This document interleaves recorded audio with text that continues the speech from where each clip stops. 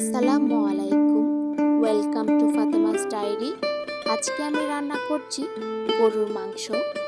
পরিমাণ মতো গরুর মাংস নিয়ে নিয়েছি।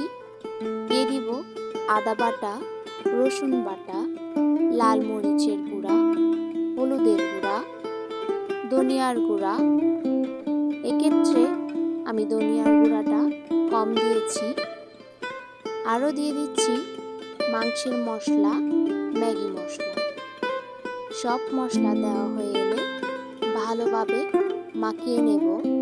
রান্নার পরে আপনার মাংসটা কতটা টেস্টি হচ্ছে সেটা নির্ভর করবে মাখানোর উপর। ভালোভাবে মাখানো হয়ে এলে আমি অন্য একটা পাত্রে নিয়ে নিলাম। দিয়ে দিচ্ছি কেটে রাখা পেঁয়াজ কুচি। আবারও ভালোভাবে মাখিয়ে নেব। এবার দিয়ে দিব সয়াবিন তেল, দিয়ে দিচ্ছি ঢাকনা। এরপর আমি চুলায় বসিয়ে দিয়েছি। মাংসগুলো কষানো হয়ে গেলে দিয়ে দিব ফুটন্ত গরম পানি পরিমাণ মতো। আরও দিয়ে দিব আলু রান্নার স্বাদ আরও বাড়িয়ে তুলে। আবারও ভালোভাবে নেড়ে ছেড়ে নিচ্ছি।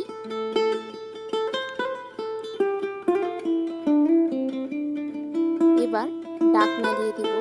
ঢাকনা দেওয়ার পর 5-6 মিনিট পর আমি নামিয়ে নিয়েছি। দেখতে পাচ্ছেন মাংসটা কতটা লোভনীয় লাগছে।